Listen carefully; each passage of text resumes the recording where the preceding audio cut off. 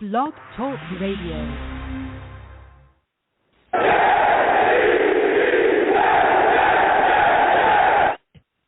What's going on, folks? It's your boy Long Beach Joe, and I am back at it. Again.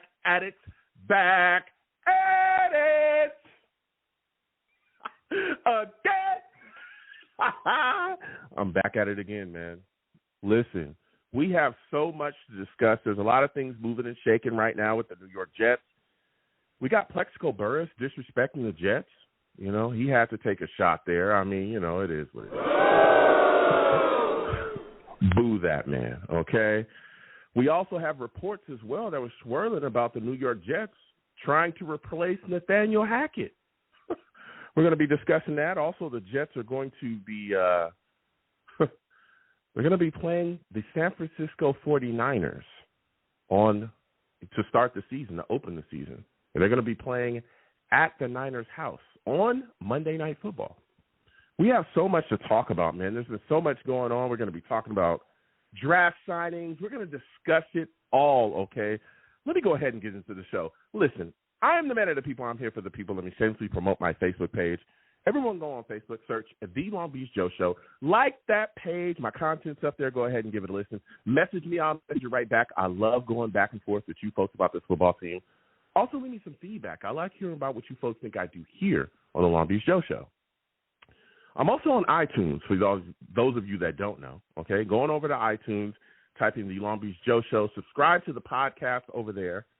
And leave your boy a 5-star rating, man. You know, let me know how you feel. Leave me some feedback as well. I want to thank and appreciate everybody that does that, okay? Also, I'm on, as everyone knows, Blog Talk. In the chat, salutes to him. He says, Blog Talk sucks. It does suck. Blog Talk sucks. But, you know, here we are. We're also on Blog Talk Radio as well. You know, Long Beach Joe Show on Blog Talk Radio, too. And, again, I want to thank everybody that, you know, listens to your boy from overseas, everybody that hits me up talking about how they listen to the podcast from over there. I truly appreciate y'all. All the people in Germany and Ireland. There's people in the UK. It's wild. Australia, wild. I want to show y'all love and tell every last one of you that I appreciate you, and I want to thank you for listening to your boy, wherever you're listening to me from. But, again, my overseas folks, I really, really appreciate y'all because you folks are way away from me. Right? Y'all are far away from me. It's always amazing to hear people so far away from me talk about how, you know, they listen to me and they go back and forth and we have great discussions about the Jets. Sometimes we have arguments. And you know where I host those arguments? On social media. Yeah. Your boy argues on social media quite a bit. I don't want to, but it's what people want to do. So, you know, I'm here to give the people what they want. You know what I'm saying? Go on over to Twitter, type in @TheLongBeachJoe, @TheLongBeachJoe on Twitter. All right, follow your boy. I'll follow you right back. Let's go back and forth and have a good time on that, all right? So I'll go back and forth as well. And for those of you that do not know, the show is live, okay? You guys didn't know that the show is live? This show is live streamed through YouTube, okay? Come on over to YouTube. Type in Long Beach Joe Jets, Long Beach Joe Jets on YouTube. Subscribe to the channel, okay? Give the videos a thumbs up. And also when you subscribe, hit that notification bell so when I post content, you will be in the know. Now, keep in mind, okay, when you come over here and, you know, you check out the live stream and we're going back and forth and we're having a lot of fun and we talk about the Jets and we're having a discussion about so much, just keep in mind that you're going to get in close proximity and in touch with a couple of people that I like, the Savages. That's my chat, okay? You want to know why I call my chat the Savages? Because they're savage.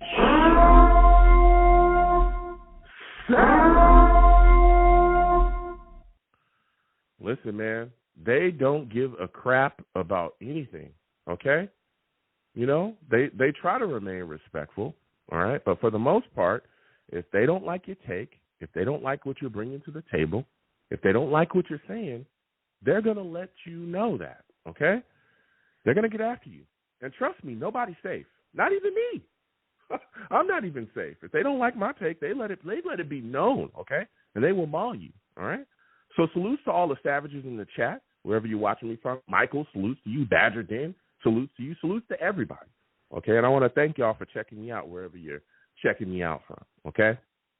So with all that said, it's time to get into it, man. We've got so much to discuss. First, we're going to start off with Plaxico Burress, okay? Plaxico Burress had quite a bit to say about the New York Jets and where he felt that they stood in the AFC East. And I want you folks to hear this, okay, because he said some things, and one of the things that highlighted, okay, really was highlighted to me was he says, with or without Aaron Rodgers, that the Jets will not win the AFC East. So I want you folks to hear this. Take a listen to this, all right? You said something I think is very important. I'm going to ask you to say it again just 30 seconds ago. That keep Kansas City aside, you just made the argument the Jets have the best roster in football. No, I didn't say that. He did not say that. That's not what I said at all. Did you just say anything I was just saying? Yeah, I did.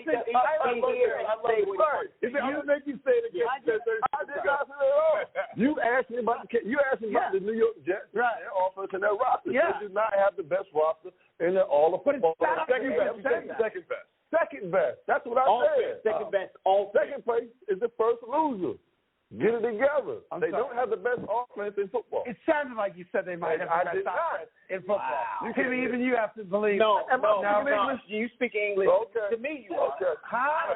Okay. Are you sure? I'm a positive. He didn't say the best? He said the second best? That's what he said. I heard the word best, and I best. just assumed he meant the best. He didn't say second best team. No. He said second best offense. Right. I just heard you say that. Last season I came on here and I said the New York Jets would not win the AFC East with or without Aaron Rodgers. You did say and that. The Buffalo Bills won the AFC East. That's correct. Did I not say that? You said it. Okay, I'm going to go on the record again this year. And I'm going to say that with Aaron Rodgers or without Aaron Rodgers, I still believe that the Miami Dolphins are the best. I'm not going Bills because Stephon Diggs has departed. The Buffalo Bills window has closed as far as getting to a Super Bowl or a championship. Let me write that down. Now, I'm taking the Miami Dolphins win the division over the New York Jets to win the AFC East division. This is becoming a lot. Wow. I mean, here he is. He spoke his mind, said what he had to say, right? Now, what confused me by this whole talk is he started off by saying that he believes that the Jets have the second best offense on paper in the league.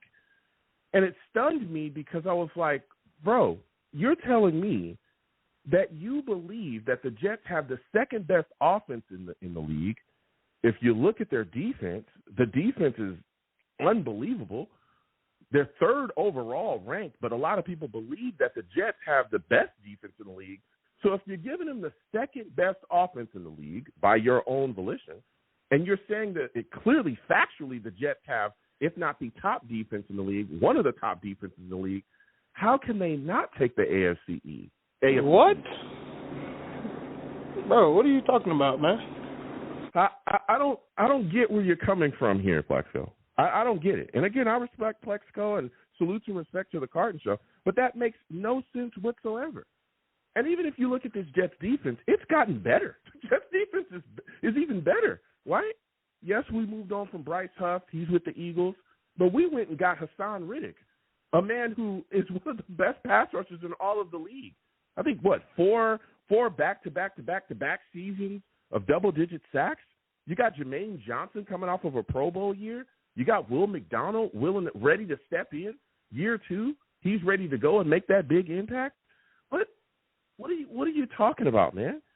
But then you talk about the offense, right? Okay, what you said out of your own mouth was the second best offense in the league. That's what you said out of your own mouth, all right? But you look at the situation here, the thing that has plagued the New York Jets is that their offense has always sputtered. You look at last season, right? The defense was phenomenal. It was the offense that couldn't get it together. Well, why was the offense in such a bad position? It was because Aaron Rodgers, right, wasn't playing. We were struggling along our quarterback situation here. Well, Aaron Rodgers is going to be fully healthy this season, okay? He's coming back off that Achilles injury. He's ready to go. So he's going to enhance everything that we do, the weapons, everything, because he's going to be able to get the ball out effectively to everyone. Never mind the fact that we've shored up the issues that we have along our offensive line. Tyron Smith, Morgan Moses, brought in John Simpson, AVT's coming back. He's fully healthy. You got Tippmann at center. This offensive line should look solid. Heck, we even brought in Olu as well. Drafted him, too, to make sure. He's our insurance policy. So I'm wondering, Plaxico, brother, what are you talking about? What are you saying? Especially when you look at the situation that, hey, Breece Hall probably going to have a great year this year. He was good last year. The man just couldn't make the moves he needed to make because the holes weren't there. Well, now you got a reassured offensive line, and you got Aaron Rodgers. Try to load the box up against Aaron Rodgers and see what happens to you. Defenses are going to defend us differently simply because of his presence. That means that the door is going to open for Breece Hall to run wild. I'm confused, Plaxico. I'm confused, man. You look at the state of the AFC East, it's prime for us to take it, right? I mean, it's not like the AFC North, right? You got all these, you got the Bengals, you got the Steelers, you got great teams. And we have some good teams here in the AFC East, but it's different over here. You look at the Patriots, they're not the boogeyman anymore. They're not. Belichick is gone, man. He's gone. Tom Brady's not coming through that door. They're trying to figure out their quarterback situation. And you got Gerard Mayo, first-year head coach there. They're going through a full-blown rebuild. Then you look at the Bills. Oh, brother, that defense is different. And a lot of people don't want to discuss this, but I do.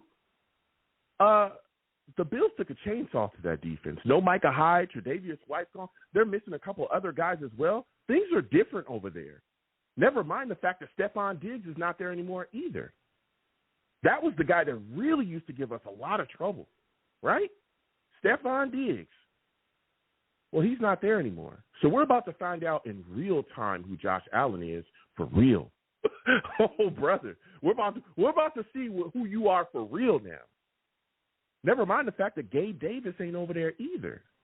I like Keon Coleman, young kid they drafted. I like him. I think he's funny. He's got a great personality. He's a rookie. Wait until he meets Sauce Gardner or DJ Reed. Things are different. Things are real different. Even if you look at the Dolphins, and again, I don't disrespect, teams around in the AFC East. I'm not disrespecting. I'm just keeping it all the way real. And I don't like the Dolphins at all. They're probably my most hated team in the division. They've lost a lot of pieces as well. Wilkins, no longer there. They lost Robert Hunt in free agency. They lost Brandon Jones. They lost Van Ginkel as well. They're hurting, man. They've lost some guys. Then you turn around. Are you trying to tell me that you think, scared of Tua? I've never been scared of that guy. And don't sit here and try to tell me that you think that Tua is better than Aaron Rodgers. That's insane. That's insane. So I'm sorry, Plaxico. I don't agree with you, man. I believe that the AFC East is ready for the New York Jets to take it over. I think it's right for the picking. And I think that the New York Jets will take the AFC East this year because of everything that we've done and what we're coming back with. I'm sorry, Plaxico, but you're flush. You're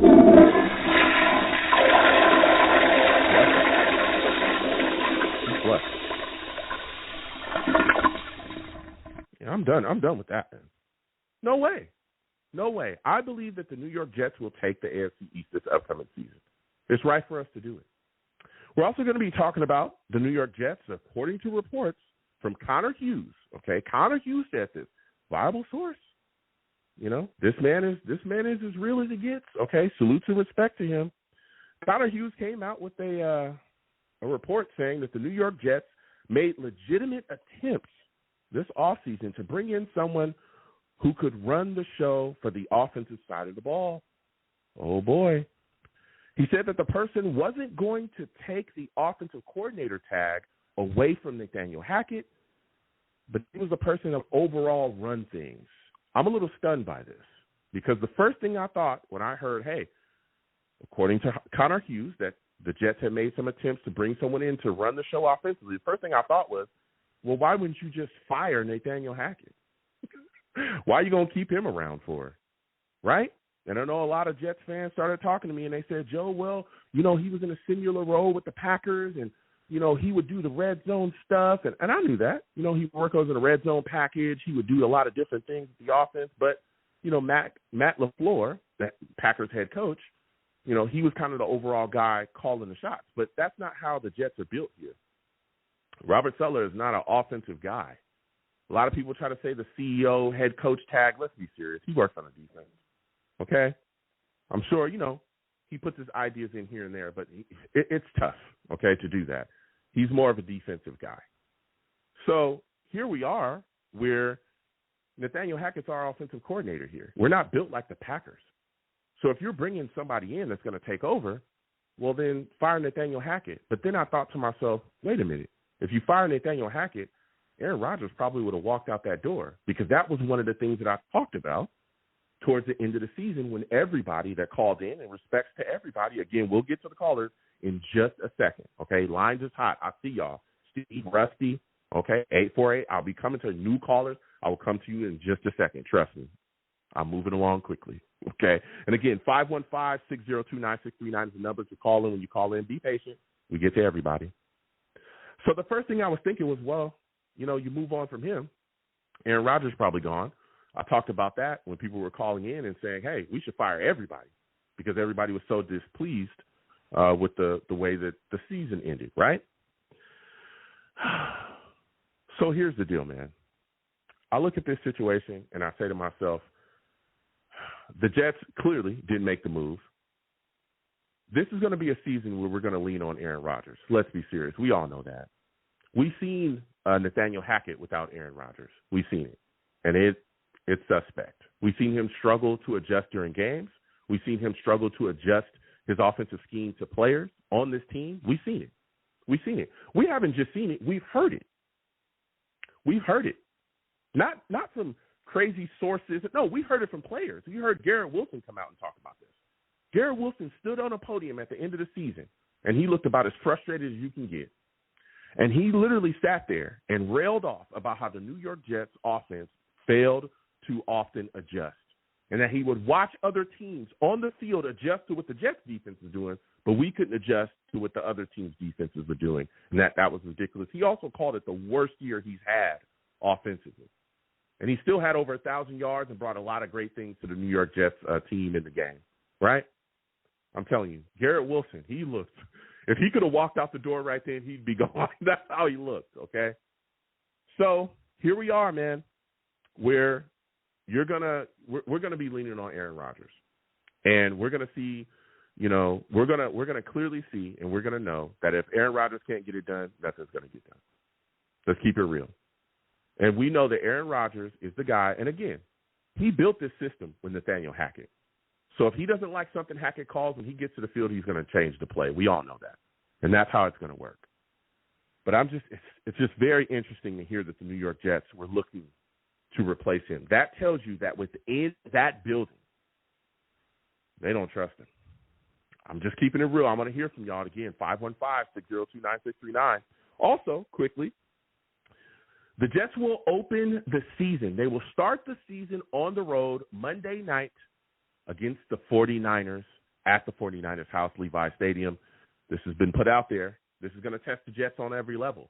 Coaching, hey, can you get them focused, Saleh? Can you get them prepared? Can you get them ready? The lights is going to be bright, baby.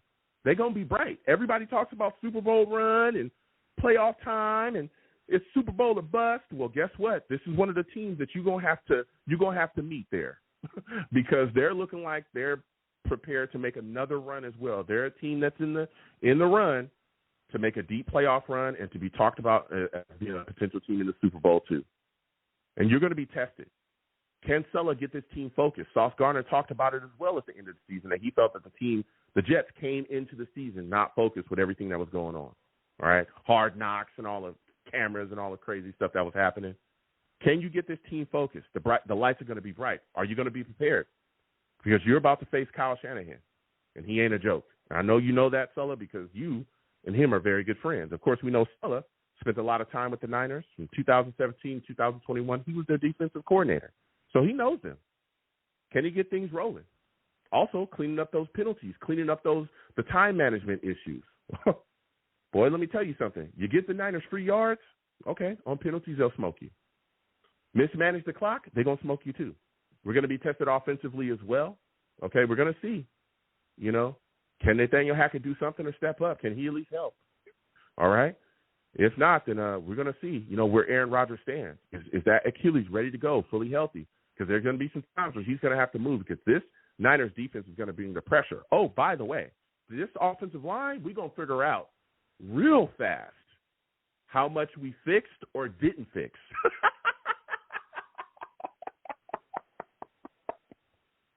We're going to figure it out, okay? Morgan Moses, Tyron Smith. We're going to see if you can block. Because Joey Bosa and Hargrove and all those guys they got over there, okay? I watched the Niners. They got a lot of guys that can bring the pressure. All right?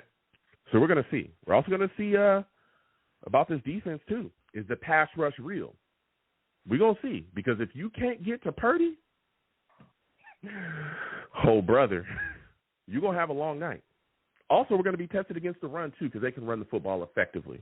And not just with McCaffrey. They have other guys, too, that they can hand the rock to that can get some yards and get rolling. So we're going to be discussing that again. 515-602-9639. 515-602-9639 is the number. Call in. The Jets have also signed a bunch of the rookies, right? Olu has signed. Good stuff, man. 4 years, $20.5 million, fully guaranteed. He's also got a fifth-year option. Braylon Allen, Jordan Travis, Isaiah Davis, Quantez Diggers, Jalen Key also signed as well. The only one to this point, okay, and maybe he signs during the show that is not signed is Malachi Corley, but hopefully they get that done. Again, Aaron Rodgers is going to be fully ready to go. No restrictions for OTAs, which starts on May 20th, I believe. All right? And the New York Jets have also made some changes with their athletic care and performance department, okay? Brad DeWeese, all right? He's director of high performance. He is gone. Robert Southman as well is gone. He was the assistant director of high performance. And Matt Sands, he's also gone too, the director of sports science. So hopefully the New York Jets can figure out a way to clean up the situation because we know we've dealt with quite a bit of injuries too. Let's figure it out. All right. So we're going to have the discussion again. 515-602-9639. 515-602-9639 is the number. Call in. I am taking all callers. Again, when you call in, please be patient, okay? We get to everybody. It's a 2-hour show. Trust me, all right? Also, make sure your phone lines are good. For my new callers, the only thing I do not allow my show is cursing. Do not call into my show cursing because I will get you out of here fast. I'm talking fast, man. Faster than we got Adam Gase out of here. That was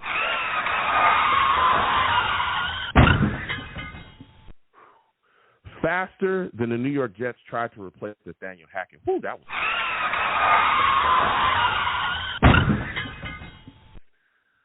faster than the New York Jets got Jamal Adams out of here. That was fast. Jeez Louise. And again, according to reports, okay, the Jets were trying to replace Nathaniel Hackett. We're going to get to these lines again. 515-602-9639.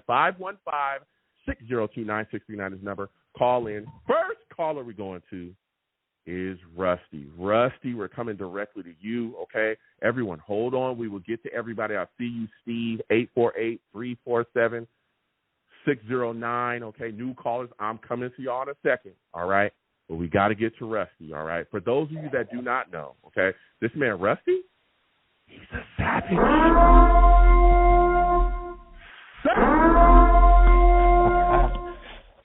Salute, Joe. Salute, fellow savages. Salute. Listen, Rusty, we starting off hot, man. Listen, the New York Jets, according to reports, okay, we're trying to replace Nathaniel Hackett, all right? What are your thoughts about this, man? Do you think this report is true? And why do you think the Jets just wouldn't fire him at that point then? Threaten me with a good time, will you? Oh, I wish, but, you know, Hackett puts the hack in Hackett, you know, no denying that. Good God, that guy. But I don't know what to. I mean, Connor actually is becoming pretty reliable. You know, he does. He's gotten a lot better with us, saying, you know, complimentary things and calling other people out, and not being like how, you know, our other reporters and people would be, you know, bashing us all the time. It's like, you know, you're a Jets reporter. What are you doing? So, but I hope so. Maybe there were no candidates, or maybe they got someone in the works behind the scenes that they want to, you know. And maybe talk a little bit more with Aaron because, you know, he is open to that sort of stuff. You know, look how Lazard was. So, might be like, yo, you two got to go, bro. You know, take him to his dark retreat and just lock him in there and don't let him out. So, yeah. Well, you know, my bad. Yeah, the thing, I don't know if you're on a headset. I don't know if you're on a headset or something. Yeah. You're kind of echoing just a little bit. So please right, correct that. Better? I definitely want to be able to hear you. Say it again. Is that better? Yes, this is way better. Perfect. Okay. So cool. coming back. You kind of talked about this situation with Nathaniel Hackett, and immediately I thought to myself, man, okay, they didn't make the move. Clearly, you're sticking with Nathaniel Hackett, right? Do you believe that Aaron Rodgers at this point is great enough to overcome the missteps that you can have with Nathaniel Hackett? Because at this point, we're going to be leaning on Aaron Rodgers, right? Like, we all know this. If there's something going on out there that needs to be fixed, or there's an adjustment that needs to be made with the offense, you can't really, lean on Nathaniel Hackett to do that, because we've seen he'll fail. He fails to adjust consistently. So that Aaron Rodgers will be able to make that move. Do you think that Aaron Rodgers is still great enough to, handle business when need be? Oh, I do. I just hope that, Hackett doesn't try and fight him on, like, the struggle of it. Because you could hear Aaron, when he's mic'd up, he's like, what are you doing? He's sitting there literally calling him stupid on the sideline, doing the whole thing during practice, too. So I don't know. I don't know what happened to him after Jacksonville, because somehow he took Bortles to the AFC Championship, or Gabbert, one of those two guys, which is, basically the same thing. So yeah, I don't know what happened. And that was with the defensive team, too, in the Jags. They were all defense when they, went up against, and almost beat, actually, New England. The New England defense, they took it from them. Of course, why wouldn't they? But, But I definitely think that Aaron does.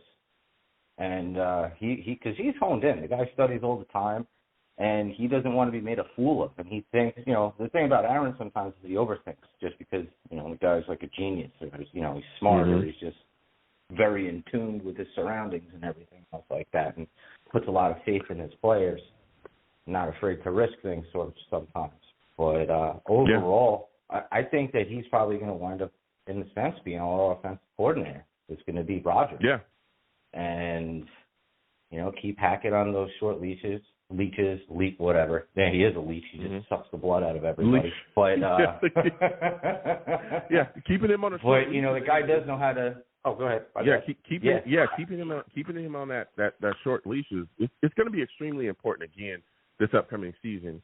And again, we know that Aaron Rodgers and Nathaniel Hackett have definitely been, it's a collaborative effort to build this offense and build this offensive system. We know that. But we've seen that without Aaron Rodgers, Nathaniel Hackett struggles mightily, okay? Now he can't adjust, just like you were saying before. Exactly. But this upcoming he can draw up a season, game plan, but he can't adjust. Yep, we're going to see, Aaron Rodgers get his chance to really go out there and clean up some things as well, like we know. So, give me your thoughts, man. Plaxico Burress saying that the New York Jets won't win the AFC East. What are your thoughts on that, quickly? I mean, for how he went about it, he literally shot himself in the foot again. All puns included. Oh, my goodness. He's in the club dancing. Oh, my goodness. Reckless jargon, just hurt himself, It's happened before, I think, maybe. I don't know. A little chitty bang bang with his foot, popping and stopping. But he really did. Sitting there, how was he going to?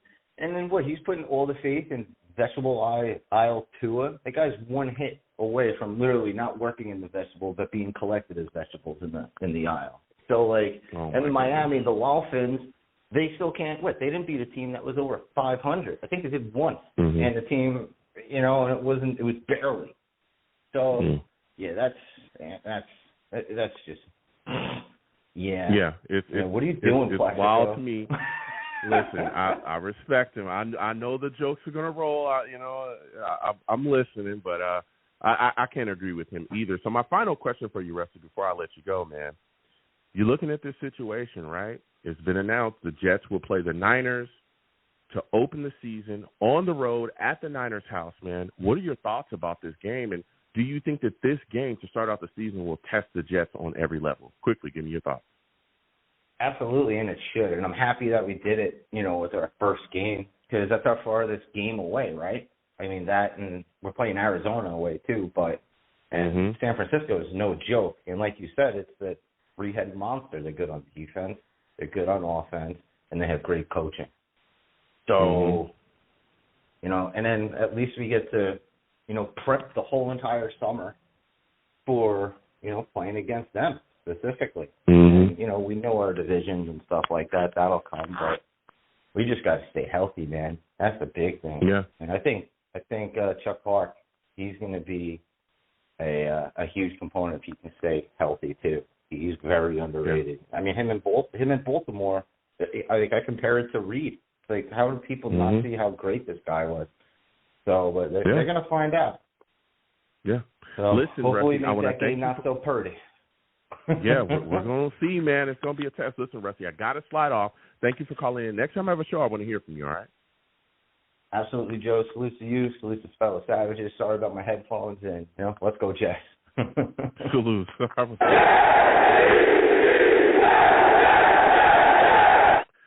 Again, when you call in, okay, I know everybody has a different setup, a lot of different things going on. Please come off the headset. It can cause some issues, all right? I don't want people to echo, because if I can't hear you clearly, the audience can't hear you either, and we want to hear your takes, all right? We want to hear your takes. Again, call in 515-602-9639, 515-602-9639 is the number. Call in. I am taking callers. Next caller. We're going to Mike. We're going to Mike from Tom's River, Steve, Maxwell, Tommy. New callers as well. I'll be coming to you in a second, but we got to get to Mike from Tom's River. He's calling in, man. I know he's got some takes. Salutes to you, Mike. For those of you that do not know Mike, he's a savage.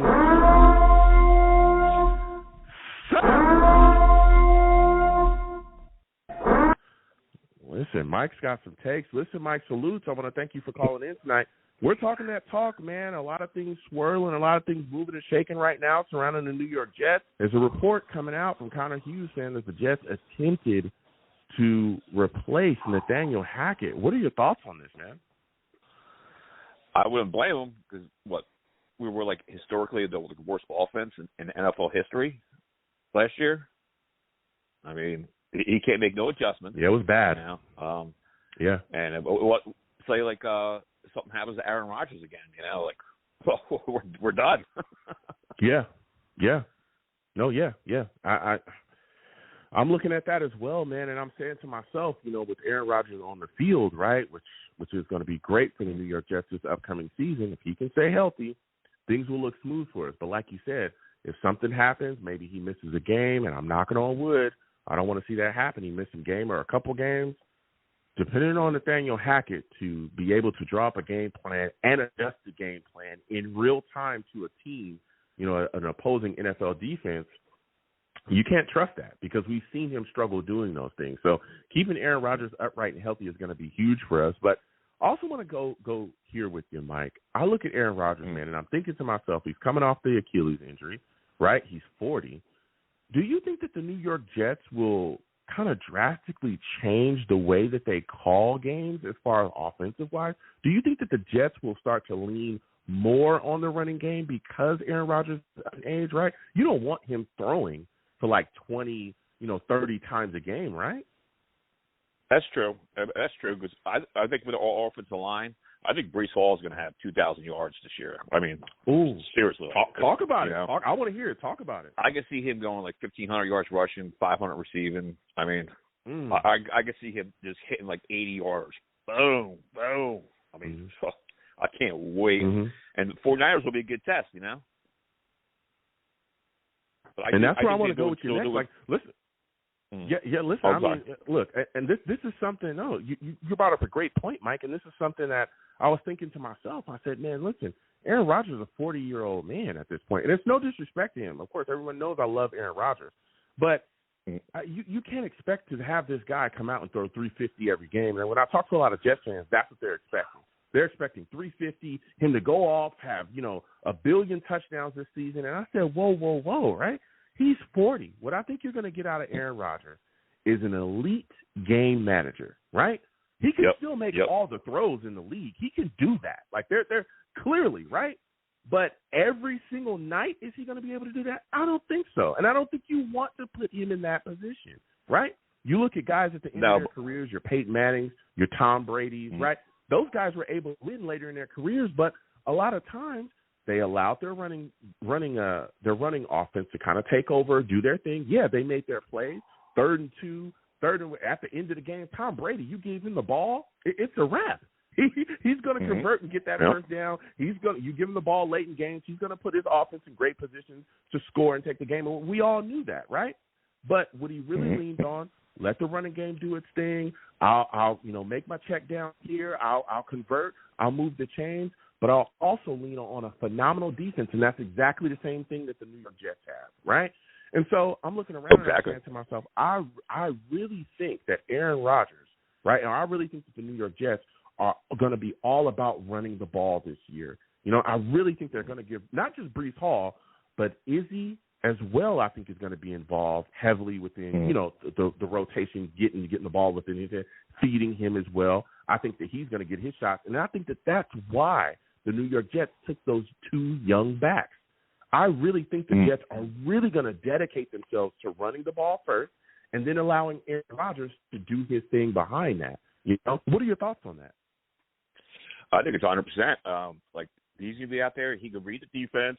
We'll actually have a quarterback that can call to Mike linebacker for once. He's going to stress the defense so that, they're not going to be able to double team Garrett, and they're not going to throw 8 guys in the box, Yep. So he's another coach on the field, he's not going to throw interceptions, He's just going to be he's going to pick people apart.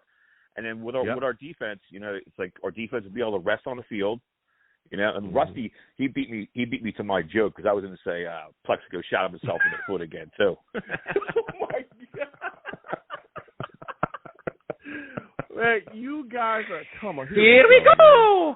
Like, I knew that this was coming. I knew it was coming. I let Jets fans, say what they, as long as you don't curse. But I knew that was coming.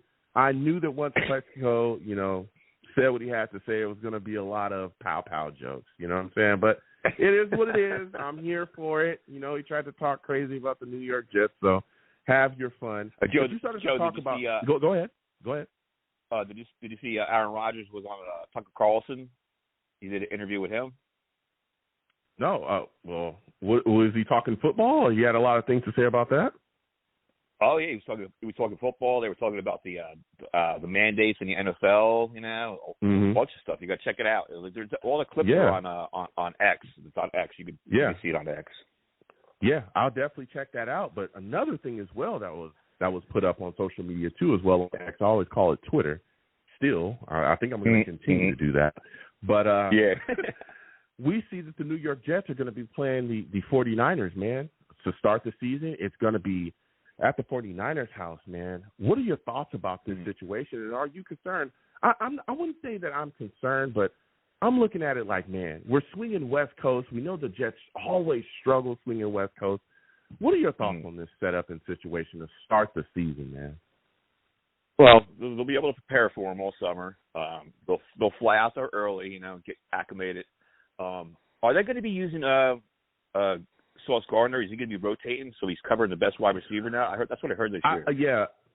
He said some things where recently, I can't remember exactly where he said it, but he's going to be traveling. He's talked to Coach Ulbrich about that, and as of right now, out of his own mouth, he said that he's going to be traveling. I don't know if it's going to be every single play or if it's going to be certain times, but he'll be traveling with the other team's best wideout.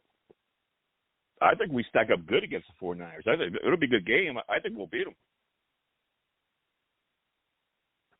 Yeah, I'm telling you, I think it's going to be a great test as well. I look at it and I say to myself, you want to figure out who you are, you're going to figure out real quick, because this is a team that is poised to make another run to the Super Bowl. They're constantly in the run. They're constantly a big boy in the NFC. So if you want to match up with those teams, and if if we want to go where we say we want to go, these are the teams you're going to face.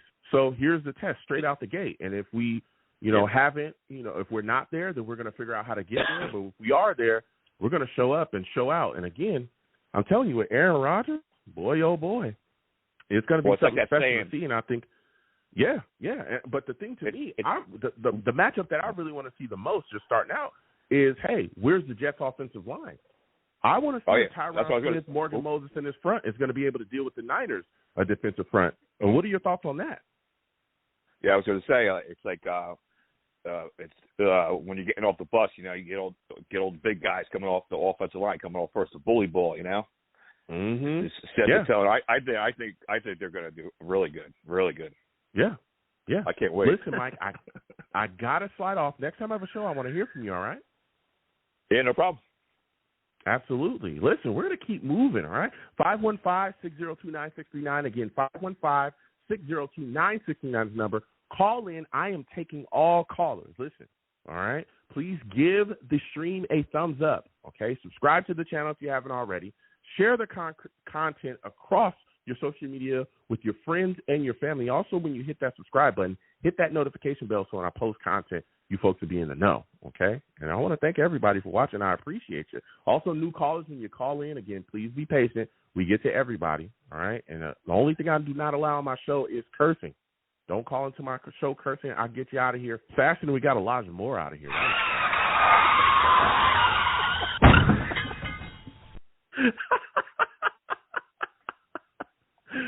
Oh, man, we got Elijah Moore out of here fast. Next, we're going to Brick City, baby. We're going to Brick City. I got to talk to him, okay? Again, we'll keep following through these callers. Everyone be patient. We'll get to everybody. But we got to talk to Brick City. He is in the house, all right? Listen, for those of you that do not know Brick City, this man is a savage.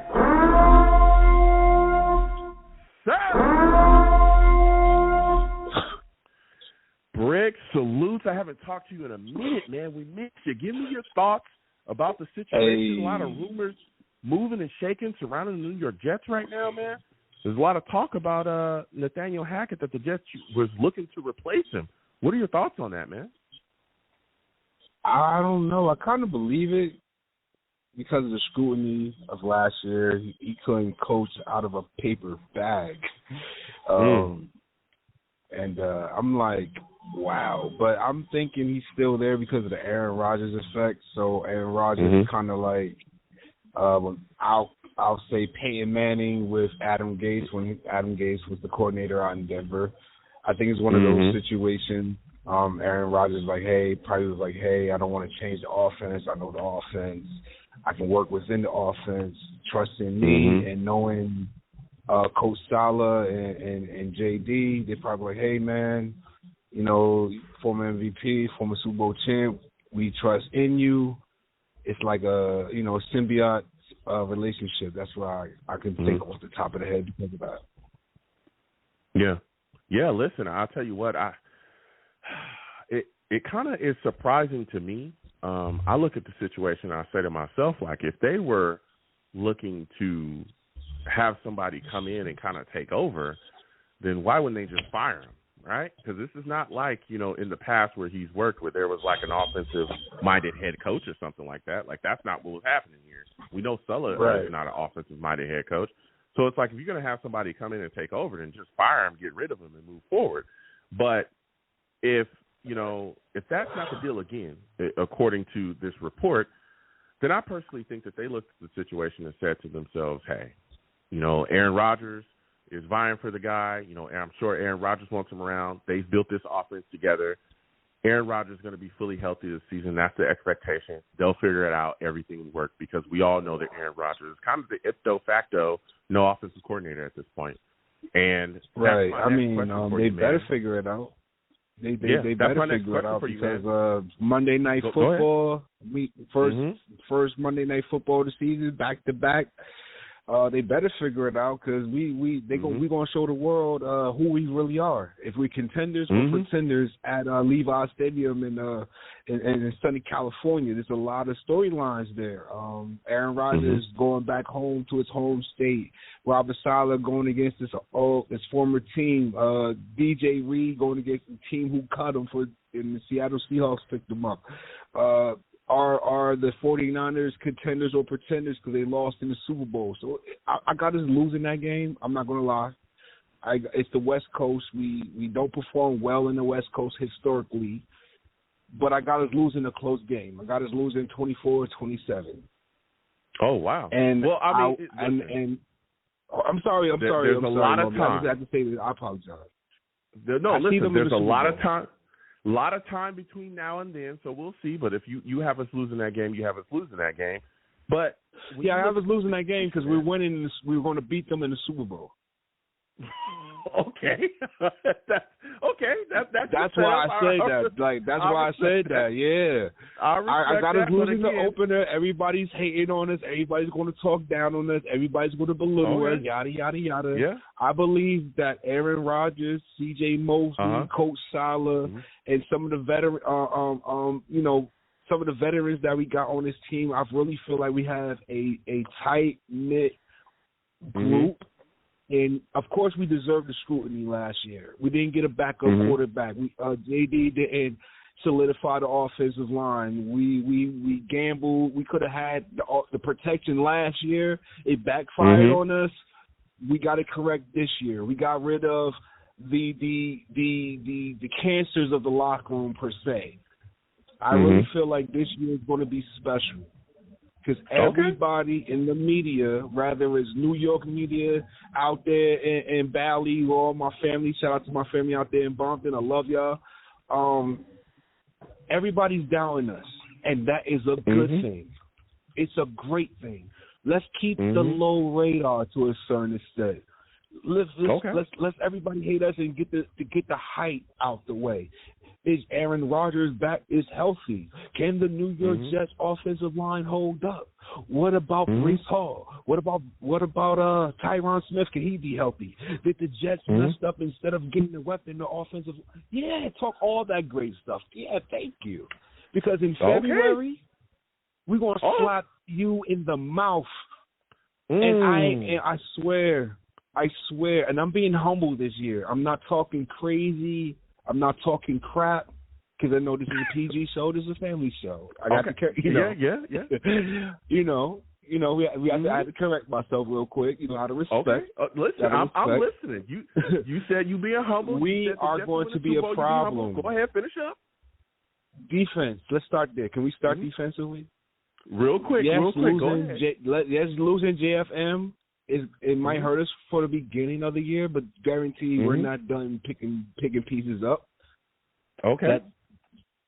Hassan Riddick, we lost a potential homegrown talent, but we got a consistent Pro Bowler who has consistently has double sack seasons, and he's still in his prime. He is not washed. Let's hope for safety and health. Sauce Gardner, DJ Reed, Michael Carter. Yeah. Listen, the defense. But if the offense can match the defense healthy, we're going to be a monster. We're going to be a juggernaut. Exactly. We're going to be a juggernaut. We're going to be a problem. And if Aaron Rodgers can stay healthy this season, I don't see how the New York Jets won't make a run. Listen, Brick, I want to thank you for calling in. Next time I have a show, I want to hear always from you. My brother. Hey, you know all what?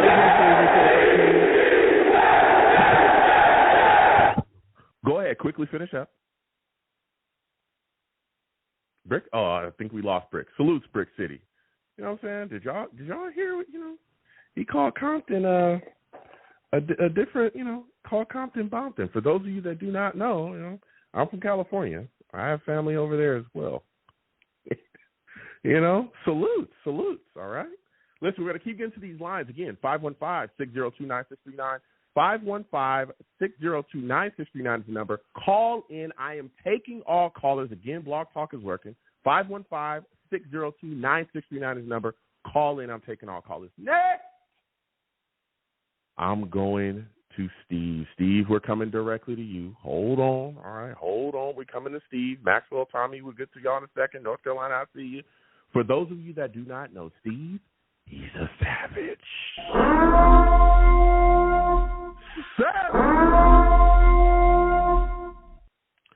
Steve, salutes. I want to thank you for calling in tonight, man. A lot of things moving and shaking right now with the New York Jets, all right? Man, oh, man. You look at the situation, you got Nathaniel Hackett talked about being replaced by Connor Hughes. He says the Jets went out and looked for his replacement. What are your thoughts on that, man? Well, hey, first of all, Joe, thank you so much for having me on your show again tonight. It's always great talking with you, about this football team, seeing where the team is. Listen, I don't know if it was a rumor or anything. I mean, I don't know if Connor Hughes was trying to get attention, but I knew that Nathaniel Hackett was going to be staying another season with us because, listen, Aaron Rodgers wasn't on this team. Nathaniel Hackett would not be here. Yeah, that's a fact. That's a fact, Steve. That's a fact, and I've been talking about that all night. I think if these rumors are true, right, or if this report is true, by Connor Hughes, the fact that Aaron Rodgers is here is the sole reason why Nathaniel Hackett was brought back, because I think that they would have fired him. That's it. Honestly, and there's a lot of people calling in last season that wanted to see the whole staff get fired, from Joe Douglas to everybody else. If Aaron Rodgers, right, was willing to stay, I think Woody Johnson might have pulled that plug. But because, hey, if you get rid of all those guys, Aaron Rodgers walks out the door, there goes your Super Bowl. That window's immediately closed while he's out of there. I think that, hey, they're all back, the gang's back, and they're doing their thing this upcoming year. And, again, I think that's why Nathaniel Hackett is here. But that brings up another question in my mind, Steve, and I want to ask you. Do you believe that Aaron Rodgers is great enough at this point in his career to cover up for Nathaniel Hackett and his missteps as an offensive coordinator? Well, listen, when you looked at what happened the couple of years, when Nathaniel Hackett was in Green Bay with Aaron Rodgers, when Nathaniel Hackett was in Green Bay with Aaron Rodgers, him and Aaron Rodgers had a connection with each other. And remember, there were at times, like where Green Bay was one of the top teams in football when Nathaniel Hackett was the offensive coordinator. And he was great as an offensive coordinator when he was in Green Bay with Aaron. And, and anybody remembers, another one of the reasons why Aaron Rodgers also came to the Jets was because he also believed in working with Nathaniel Hackett again. Now, listen, I know last year there were times where the offense didn't produce a lot. I mean, listen, because obviously not only with Aaron Rodgers getting hurt, but remember, we had like 7, 8, 9 different starting offensive linemen last year. That was another one of the big issues, and that was one of the things that Joe Douglas needed to address. I was the one that even said after when the season was over, going into 2024, we had to address the offensive line. We also had to get another weapon besides Garrett Wilson. We went out and got Mike Williams. Heck, we even got Makai Conley or Corley in the third round of the draft. Yeah, Makai Corley, which is going to be another, which obviously is going to be another great addition. Obviously drafting Olu Fonatani, the offensive lineman from Penn State, was a really good move. Yep. Mm-hmm. It's gonna take me for a while to pronounce his name, unfortunately. Because listen, when I see a weird name, I'm not gonna pronounce it very well. But listen, the Joe Douglas has done his job of making sure that we get this team ready to go. But now it's on Coach Saleh and his coaching staff on how he needs to get this team, ready to go for the upcoming season. Yeah. Yeah, I'll tell you what, man. Look, I mean, Coach Saleh, to me, and Albers, they've done a phenomenal job. This defense is not an issue, and it hasn't been an issue, I think, since like his second year, I think, is when the defense really took a step forward. So they got C.J. Mosley back, got some players in here, DJ Reed. The defense has been phenomenal. It's been the offensive side of the ball that has, notoriously stunk it up. Okay, ever since you drafted Zach Wilson, things just did not work. And then you look at last season, after Aaron Rodgers went down, it fell off of a cliff. So there's a lot of pressure on that offensive side of the ball, and Hackett's got to step up. And it's, again, Hackett, we all know. I don't know if we can trust him at all. If Aaron Rodgers stays healthy and upright, then it's going to be on Aaron Rodgers, to definitely have this offense ready to roll and getting going. Because again, I believe he's kind of our ipso facto offensive coordinator. Now, as we continue to talk about this team, right? And we continue to have this discussion, Steve, we're playing the 49ers Monday night okay? And we're opening with them at the Niners' house. What are your thoughts on that, man? Mm-hmm. So, yeah, here is my thing about this. You know something, Joe? I heard something about a rumor last night when I was here at home. I saw it on Twitter last night. There was a rumor going around that there was a possibility that the Jets were going to open up the season in San Francisco. And when I saw that, I was like, wow, really? So we have to go all the way out to the West Coast, open the season Monday Night Football? And there is a reason why we're opening the season on Monday Night Football again, because Aaron Rodgers is one of the main reasons why. San Francisco, obviously, is the defending NFC champion. Then, obviously, when you look at the situation, Joe, not only that, it's because here's the thing. A lot of people are thinking that the Jets this year are going to be a major contender this year because of what they've done with this team, what they've done with this roster, and especially with the fact that, because obviously you spoke about it earlier in the show about the other three teams in our division, and we'll see what happens with them this year. But the thing was, Joe, I just had that gut feeling that we were going to honestly open up in San Francisco. And when I saw that earlier this morning when I was at work, when I saw we were opening up with San Francisco, I even said to myself, I knew it. But then this is the other thing that drives me a little bit nuts. Fans are already predicting that we're going to lose that game. We're going to open the season 0-1 because, you know, we're playing against the defending NFC champions in their stadium, and a lot of people don't think it's going to be a good matchup. But let me tell you something. Listen, I'm not saying we're going to win or lose that game right now. We're in the middle of May. But when you look at some of these stars that the Jets have and San Francisco has, look at this. Quarterback, Aaron Rodgers versus Brock Purdy. Running back, Breece Hall versus Christian McCaffrey. Wide receivers, Mike Williams, Garrett Wilson versus Deebo Samuel and Brandon Ayuk. Tight end, Tyler Conklin versus George Kittle. The Jets defense, Robert Saleh, going back to the team that he used to be the defensive coordinator for. Like, Robert Saleh was the main reason why where San Francisco defense is today. Robert Saleh is the reason why where San Francisco's defense is today, and he brought that to the Jets as well. Hey, listen, there could be a possibility that could be a low-scoring game because of how good those defenses are. But, listen, we're in the middle of May right now. We haven't even got on the NFL vacation yet. We haven't even got to training camp. We haven't even got to preseason yet. Everyone needs to calm down. Yeah. Chill. I mean, listen, I'll tell you what, there's a lot of Jets fans screaming Super Bowl or bust. Jets better win a Super Bowl. I don't know how y'all I don't understand how you guys think we're gonna tiptoe to a Super Bowl. That ain't how it works. You gonna face the high-powered of the high-powered teams in the NFL. That's how it goes. All right?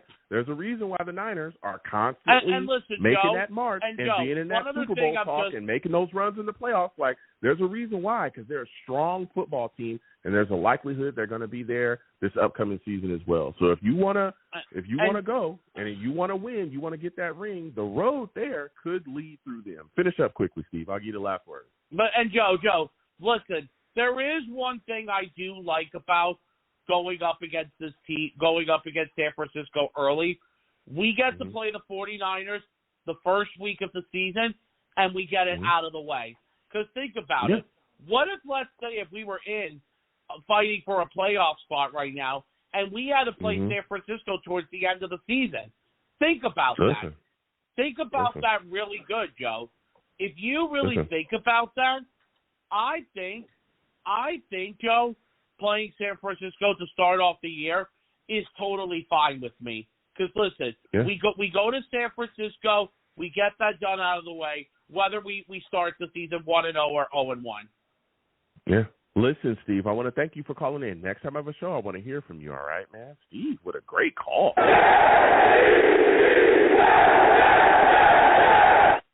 We're going to keep moving and shaking, all right? Lines are hot. We're going to get to everybody.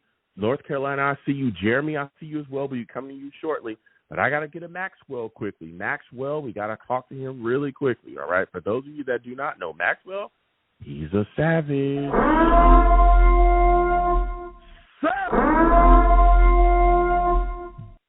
Maxwell, salutes. Welcome to the show. Listen, I want to talk to you this week. No cursing. Okay, don't curse on my show. Can't wait. Can't wait to talk on the show. Listen. Can't wait to talk about 2024 Jets' most anticipated season ever for Jets. Yeah, that's what I'm talking about. Let's get it. Listen, a lot of talk about the New York Jets matching up with the San Francisco 49ers. We're going to be their home opener. Okay, we're going to play them at their house Monday night. That's how our season's going to start. What are your thoughts about it, man? I think it's anticipated. I was in school today and I saw it, and I think it's. I'm so excited. It's one of the most anticipated games to start off the season. Brock Purdy versus Aaron Rodgers, first team back since the Achilles injury. I hope Aaron Rodgers does not get hurt again. I think as long as we contain San Francisco's offense, I think we could win the game. I don't want to say we're going to win and lose yet because, you know, some fans are talking. We're in May, so we can see what the Jets are going to do like in training camp if we add any players. But overall, I do not think we should judge based off loss or win. And then I think for our schedule, I'm confident in our schedule. I don't want to say, like, oh, we're going to win AFC East. I want to see, like, if we have, like, injuries and stuff. Okay. So you don't think we're going to take the AFC East? I'm not saying we won't take it, but I feel like I just want to be realistic because, like, a lot of fans were like, oh, last year we're going to win it with Aaron Rodgers, but then Aaron Rodgers got hurt. And it's a relative season. And then 2 years ago we had, like, a good record, but then, like, we collapsed at the stretch, so. And I was talking on Matt Leary's, you know, another podcast, or he does a call-in show, and I was saying, like, my expectations were like, oh, I don't want the Jets, because the Jets always start off hot. Last 2 years, like, we have a good record, but then, I don't know, after the bye week, you just suddenly collapse when we play the easier part of our schedule. So I don't want to say, like, the Jets are going to win it yet. Like, I mean, if Aaron Rodgers stays healthy for the entire season, I can see the Jets winning the AFC East. Yeah, I'm telling you, I'm putting it out there right now. If Aaron Rodgers is healthy this season, I believe that the Jets should absolutely take the AFC East. I'm not scared of the Patriots. I'm not scared of the Bills. I'm just not, especially without Stephon Diggs, no Gabe Davis. I'm not scared of those guys at all, really. They're still a good team, but I'm not scared of them. And I'm not scared of the Dolphins either because now I think with Aaron Rodgers healthy, we can score with them, and I'm not scared of Tua at all. You put some pressure on him, that boy going to throw some interceptions. But, you know, we'll see how things play out. Things keep moving and shaking. My final question for you, Max, man, it's a good call from you. Give me your thoughts, man. A lot of people, reports have been swirling. A lot of people believe these reports. But Connor Hughes comes out and says that the Jets tried to replace Nathaniel Hackett. But, you know, it didn't happen. They were trying to bring somebody in to kind of be the overall showrunner. What are your thoughts about this situation? Do you believe these reports to be true? I think it was going to happen. Hackett's not a good coordinator at all. I mean, I think it was going to be true because Hackett can't adjust to an offense. I'm sorry. Like, if you don't have Aaron Rodgers, I mean, the only reason Hackett was good as an offensive coordinator was because Aaron Rodgers was changing every play of the system. I'm like, seriously.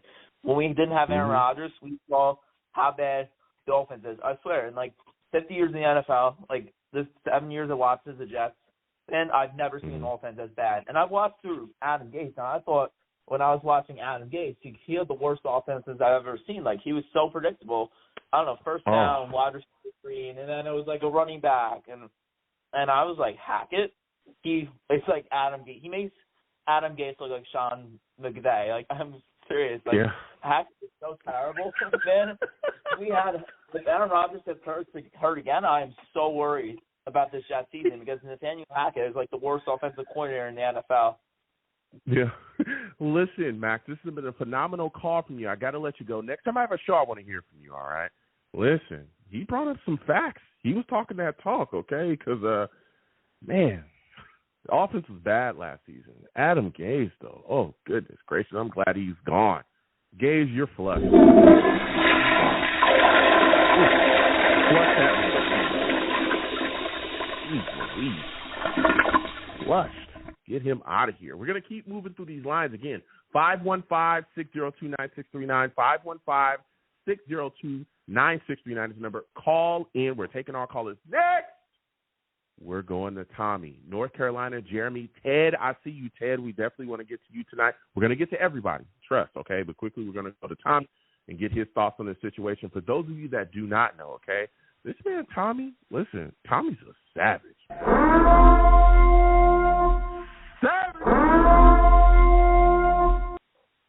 Tommy salutes. We're going back and forth, having a lot of great talk and all the things moving and shaking. And here we have Nathaniel Hackett, right? He's the Jets offensive coordinator. Reports swirling that the Jets are going to try to replace him, but he's still here, right? So I'm thinking to myself, man, can Aaron Rodgers cover up for the issues that Nathaniel Hackett has with adjusting his offense? What are your thoughts on it, Tommy? First of all, Joe, respect. How are you? Good to hear your voice, man. Salute and respect. Thank you. Salute and respect. Yeah. Listen, okay, let's go back a little bit here. Nathaniel Hackett, he joins a long, consecutive list of failures of the offensive coordinator positions on the New York Jets.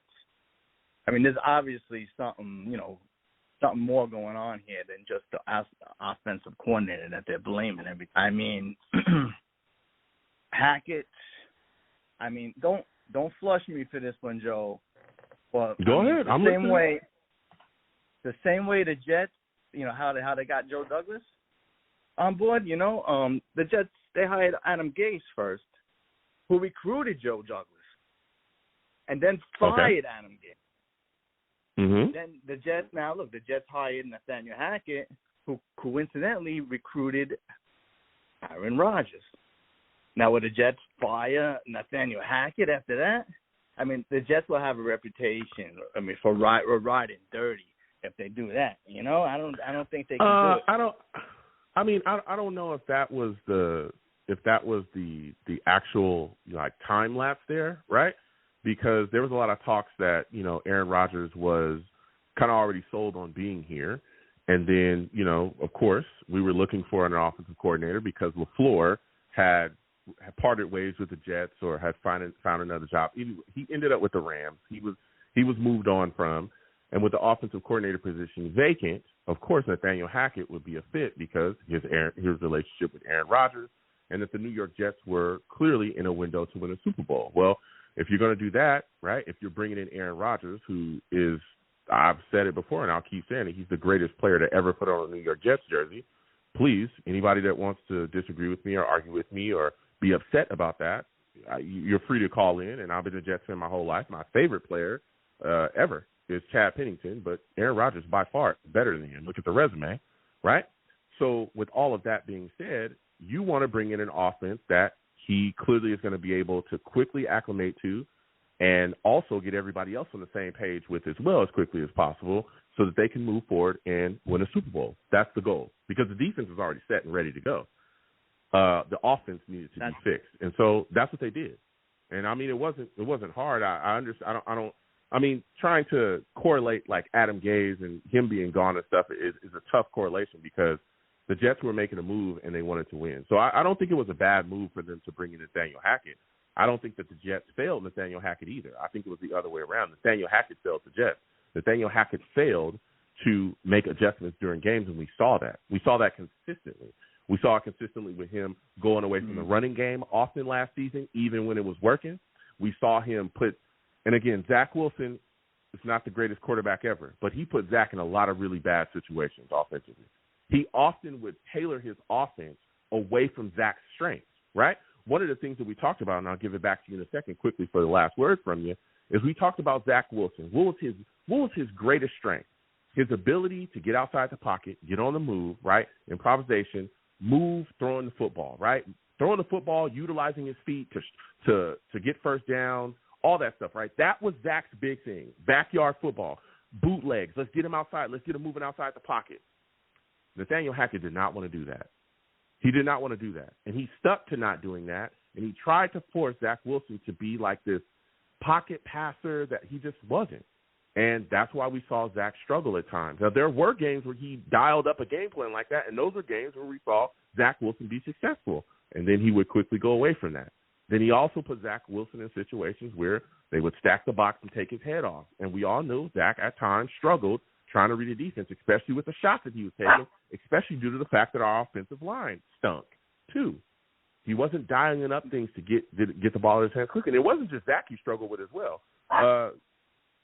Boyle struggled with him, Simeon as well. So there were other issues too with Nathaniel Hackett. But I can't say that the Jets failed him because there was talent there. He just didn't utilize it correctly. But I'll give you the final word on that, Tommy. Give me your thoughts, and what are your thoughts again about Aaron Rodgers? Do you think he'll be able to step up and kind of cover up for the lack of offensive coordinator kind of jibs when you deal with Hackett?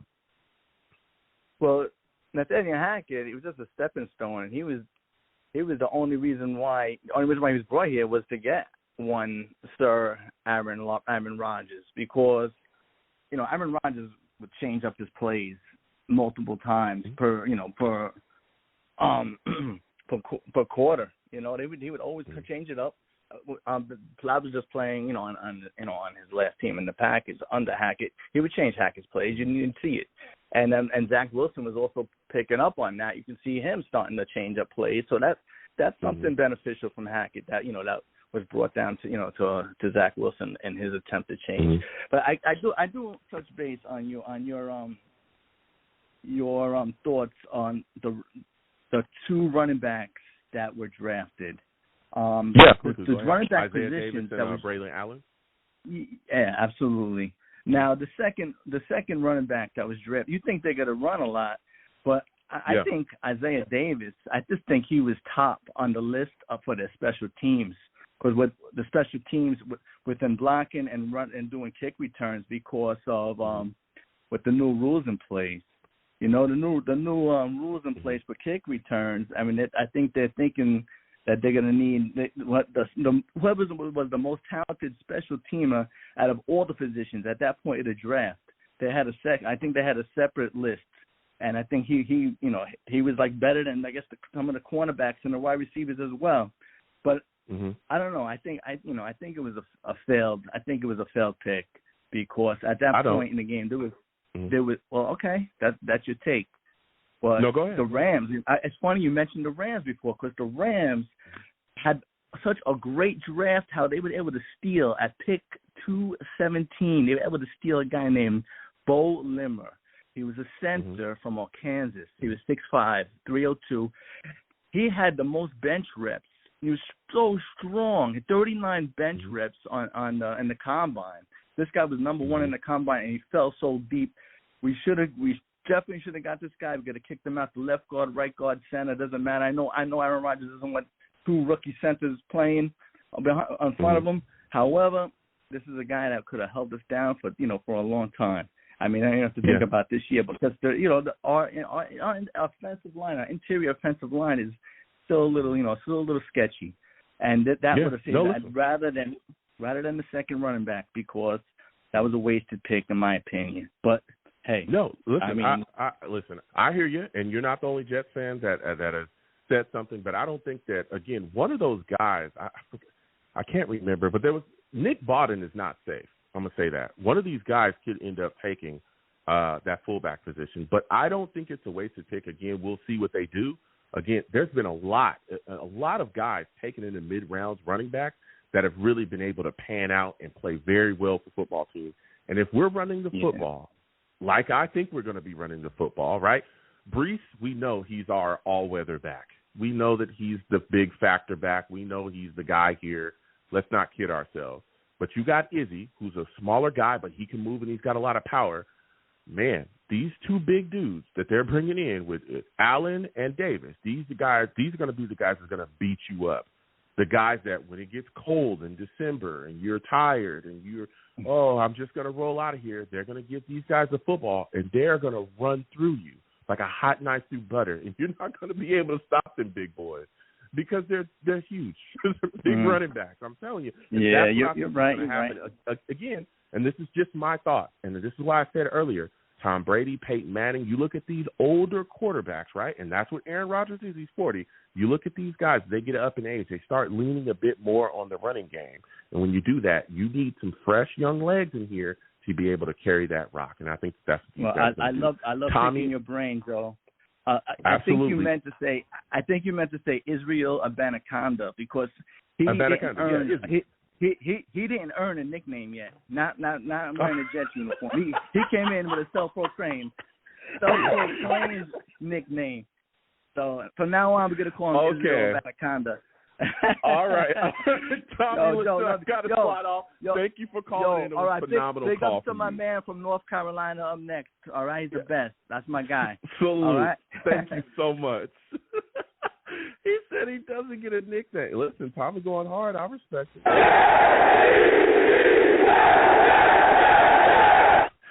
Tommy going hard, man. You know, come on, let the young kids have fun. I don't mean to call him a kid. Let the young man have fun. I'm going to call him Izzy, all right?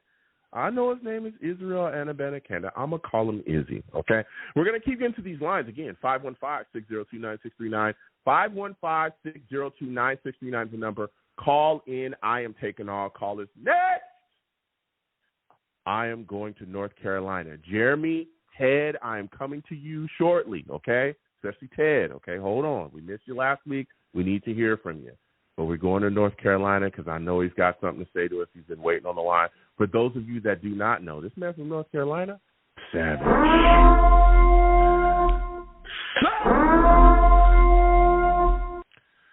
Listen, salutes, my friend. I'm going back and forth with a lot of people, all right? I've had a lot of discussions tonight. A lot of people talking about this report swirling from Connor Hughes. He's saying that the Jets are trying to replace Nathaniel Hackett. What are your thoughts on this report? Do you believe it? And, man, what are your thoughts on it, man? Because I would think you would just fire Nathaniel Hackett if you were that worried about it. But what are your thoughts on it, man?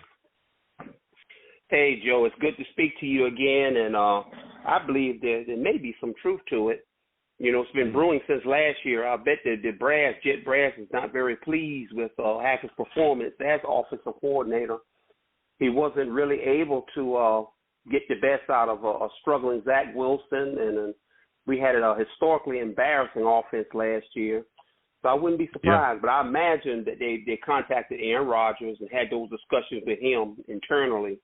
So I bet he's probably aware of it, you know what I'm saying? But he might not be trying to rock the boat, you know, too much with the Jet Brass and just let them do what they think is best, you know. Mm-hmm.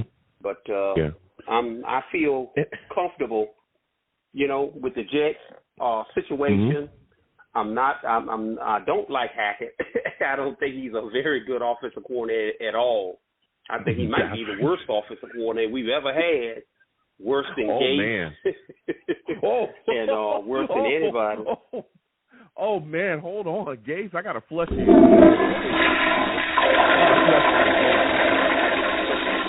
Oh, man. I can't imagine, but I watched the offense. I watched all the games last year, and man, that offense was very bad, and it was bad. I don't want to say it was worse, but you look at the numbers, it clearly, it was there, okay? But so that leads me to my next question for you, all right?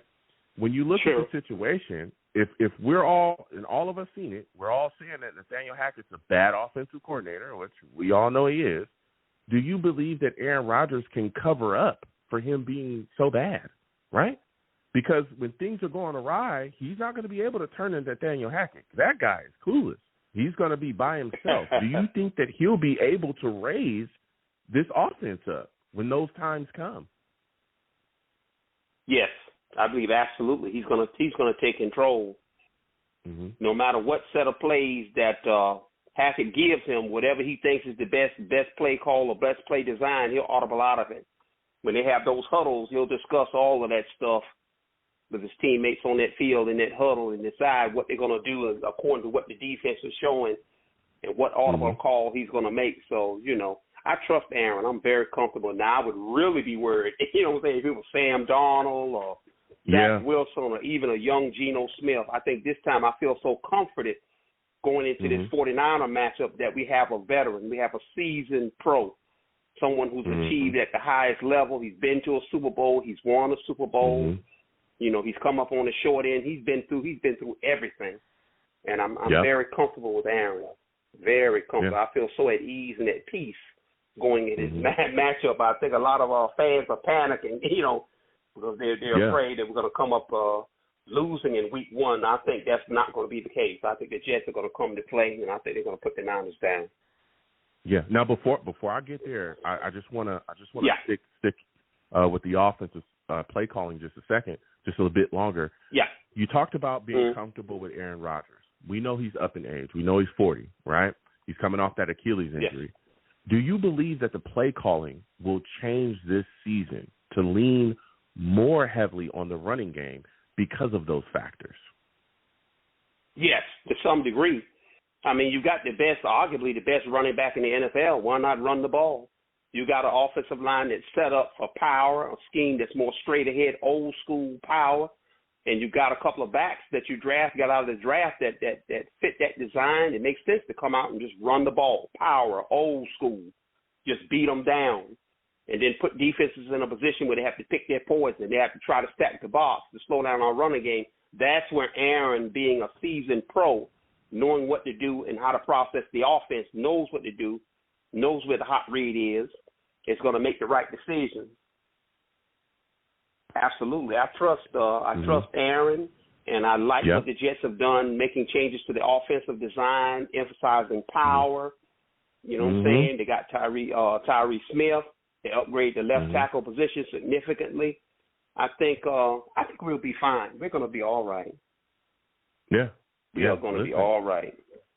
Give me your thoughts, because you talked about this Niners game, man, and I've been talking about it. I think he's going to test the Jets on every single level to start out the season and figure out, hey, we're going to see quickly who you are. What are your thoughts on it, man? Do you feel the same way? Yes, we have a chance. We have a chance against the Niners. I know they're a very powerful, very formidable football team. They've run that program very well, along with the Ravens. It's been the 49ers. It's been one of the other ones that's been very successful. They've managed to get back to the Super Bowl last year, and they're going to be a formidable opponent. But I think we'll be ready. I think we'll be ready because of what has transpired over the last 2 years, that it has really prepared us for the situation.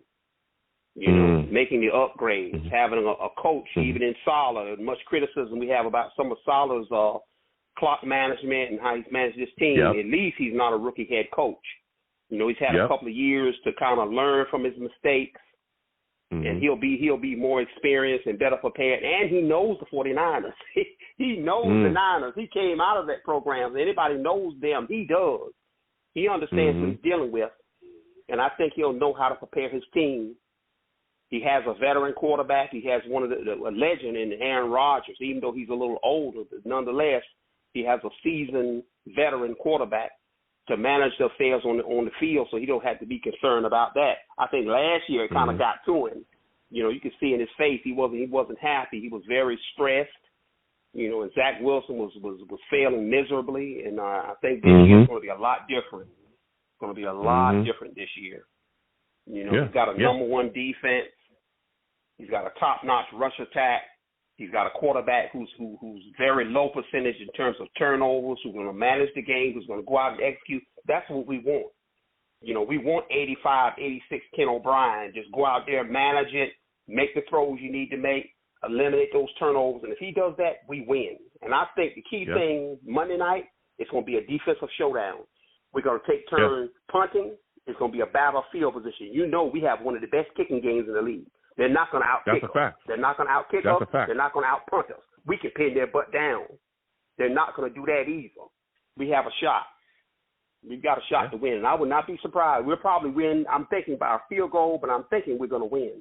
It's going to be a hard-fought game. I'm going to be biting my nails as usual. I know you'll be pretty nervous as well. It's going to be filled with a lot of tension, because we'll be excited and anticipating, this is what we've been waiting for to start the season opener, prime time, you know what I'm saying? And I don't have to work on Mondays and Tuesdays, so I'll really get a chance to rest and get prepped and get prepared for the Monday night matchup. Get the popcorn, what T.O. said, get your popcorn and get my drink and get ready. That's right. Listen, before I let you go quickly, give me your thoughts on this. I have the New York Jets taking the AFC East. Do you agree? Yes. I think we're prepared to do so. The Buffalo Bills are in transition. The New England Patriots, we won't have to worry about them for at least a couple of years. The Miami Dolphins are very good. Yes, they're very scary, very dangerous wide receiver core. But Tua is not Dan Marino. Yeah. He's not going to flick his wrist and throw the ball 50 yards on a dime, throw a laser like a Dan Marino. Tua has a very weak arm. He's very limited physically in terms of what he's capable of. His game is get the ball out quick, short, and let his weapons make the plays. We can beat the Dolphins. Yeah. We can take the AFC East. I think we will do that. I think we can get to 12 wins. If we get to 12 wins, I think that's the threshold. I'm thinking we win the AFC East if we can get to 12 wins. Yeah.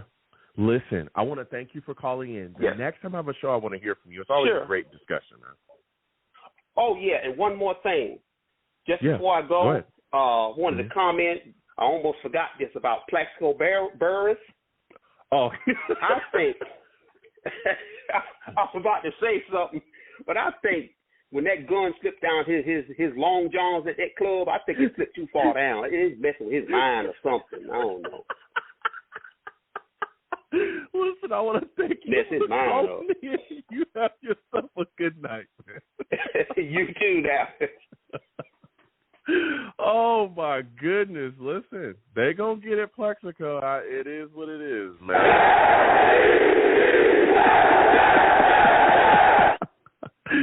Oh, man, we're going to keep getting to these calls. Salute to the Savages in the chat. I see y'all, and I come to y'all as well. Rusty in the chat, Savage, says if Chuck Clark can stay healthy for us, that will be the key to lock in our defense that no one is talking about. People forget how good he was in Baltimore. He's underrated like Reed and sneaky good. That's a fact. That's a fact. T salutes to you. T Savage is in the building, and he's in the chat as well. He says, this is our statement game. He's talking about the game against the Niners. This is our statement game. Pressure is on them, not us. Okay. That's how T views it. All right. Salutes to you, T. Salutes to all the Savages in the chat. I come to y'all. Okay. But again, I'm one man. So we handle in callers, and I come to the Savages in the chat as well. Salutes to Michael Piper as well. He says, Hackett's father was a really bad offensive coordinator. Oh, man. They getting it Hackett. They getting it Plaxico. I can't stop them. Salutes to all the Savages in the chat. I will come to y'all as well. Put your thoughts, statements, and questions in the chat, and we'll get to you too. But we got to get back to these lines. Listen, 515-602-9639.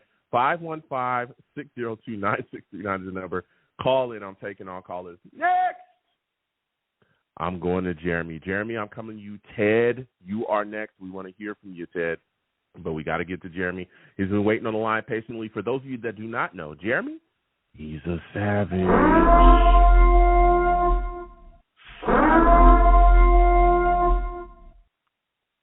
Salutes, Jeremy. I want to thank you for calling in tonight, man. I'm having a lot of discussions going back and forth with a lot of people, man. Give me your thoughts, man. A lot of people talking about this game against the Niners. The New York Jets are going to be on the road Monday night to start the season. Lights are going to be bright. What are your concerns about this, man? What are your thoughts? Oh, concerns. My biggest concern is, look, we had to play the Niners. We have to go to San Francisco. We knew that. Well, actually, Santa Clara. There was no way around that reality. That game was going to happen. We all knew that. Yeah. The concern I have with doing it game one is that we have 3 new offensive linemen. And we have new – it's not the only new players. Mike Williams, Curley, that could be our WR2, our WR3. Our running back 2, assuming Braylon Allen wins the job, is new. So there's a lot of new. And here we are coming in. And, Rodgers only played 4 snaps for the team last year. So we're coming into this, and there's literally no time to gel. It's like that has been together so long. I mean, that they're just compact. They know their system. They got lots of return players, the coaching staff in place.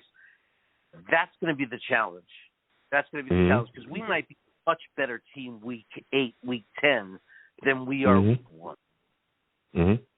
Yeah, I mean, so we're going to figure it out quickly. No, I mean, you're already bringing the heat. I spoke about this, and I said we're definitely going to, figure out, pretty quickly how our offensive line looks, especially early, right? And this is something I wanted to kind of touch on as well, and I'm going to continue to talk about this throughout the offseason. We got some new pieces in, like you said as well, the offensive line has to have time to gel. But I think one of the things that a lot of people are not talking about, and this was one of my biggest concerns with the acquisition of Tyron Smith, we know that he does not like practice. He doesn't do like pads. At least this is how the Cowboys dealt with him because of the injury concerns with him. He didn't do like any kind of pads, but he did do walkthrough stuff throughout the weeks. And even, this offseason, when they got Olu and got him into the building and drafted him, there was talk that Olu would be taking snaps throughout the offseason, when they handled Tyron Smith, however they wanted to handle him to assure that he wouldn't, get hurt and be healthy going into the season. And they talked about Olu taking snaps at left tackle, taking snaps at right tackle, or even taking snaps at guard.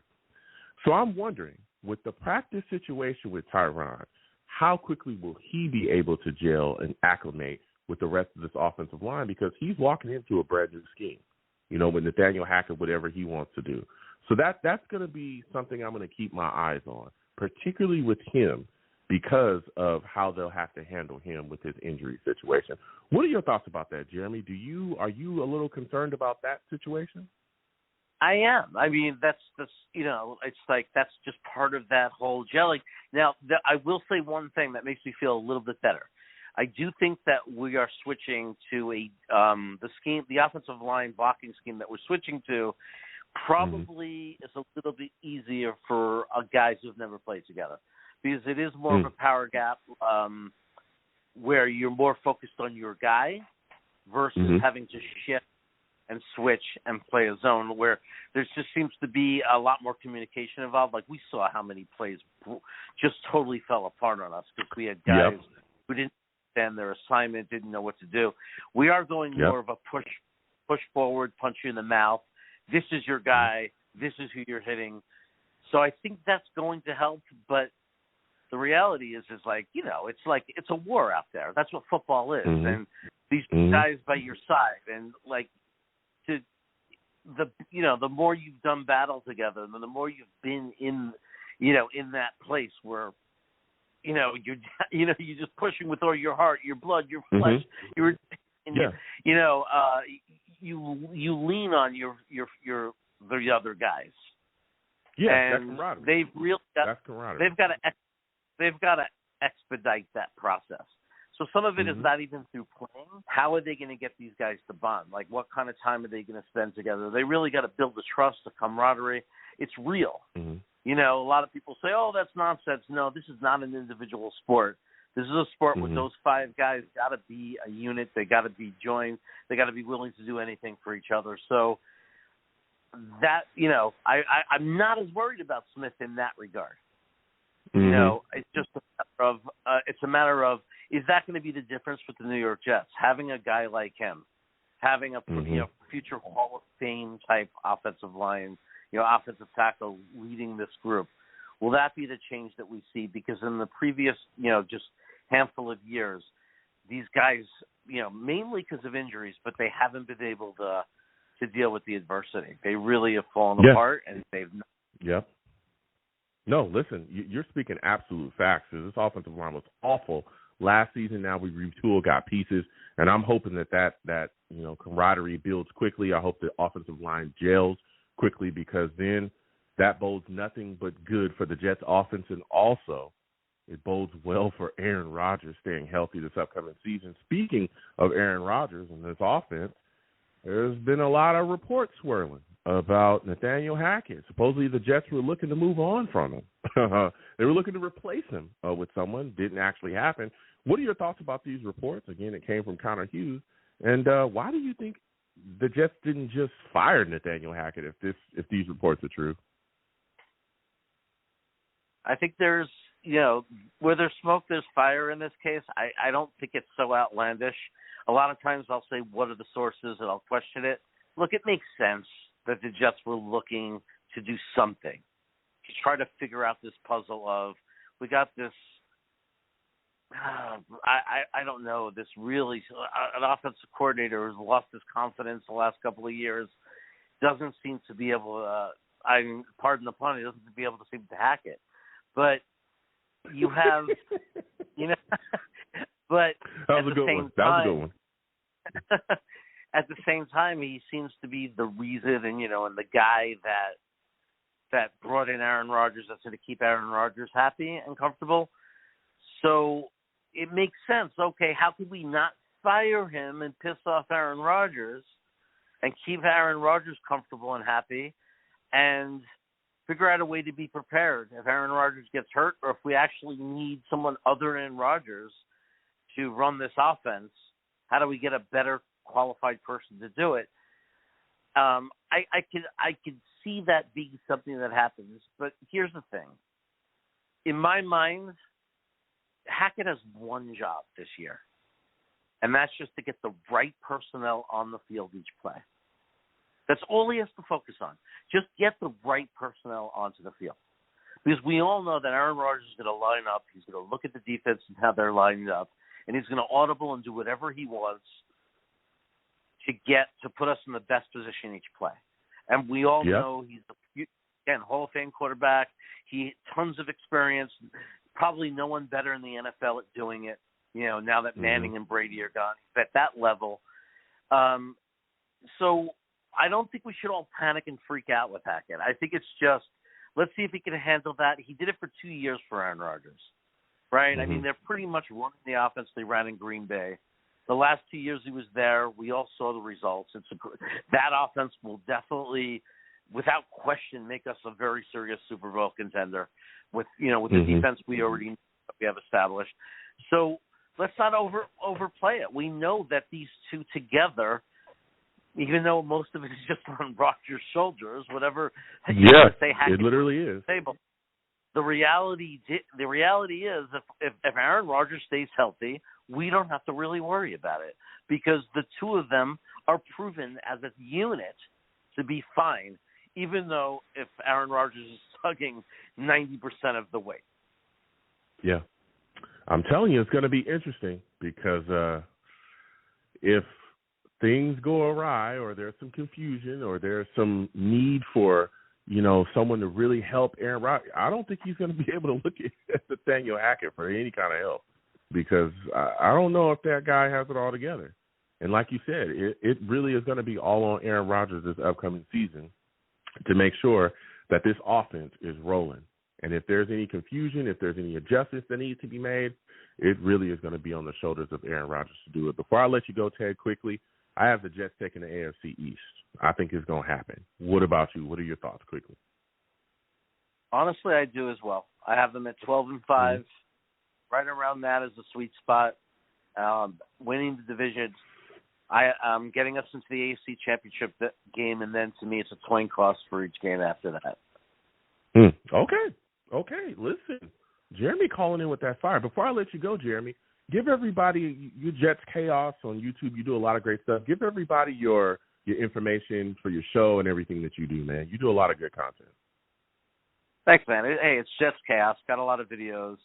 I do a lot of rants where I rant on, and then I'm on Talking Jets. I'm on that channel, with all those guys, Green Bean and them, Ryan, PM Eastern, with Matt O'Leary on the Talking Jets channel, and we have a show called Reality Check. Yeah, listen, it was phenomenal to speak with you, Jeremy. Next time I have a show, I want to hear from you, all right? Always a pleasure, my friend. Absolutely. You have a good one.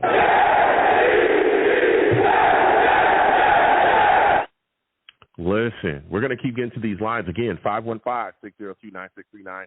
515-602-9639 is the number. Call in, okay? I'm taking all callers. Next! We're going to Ted. We got to talk to him. We missed Ted last week. Last show we did, we missed him. For those of you that do not know Ted, he's a savage.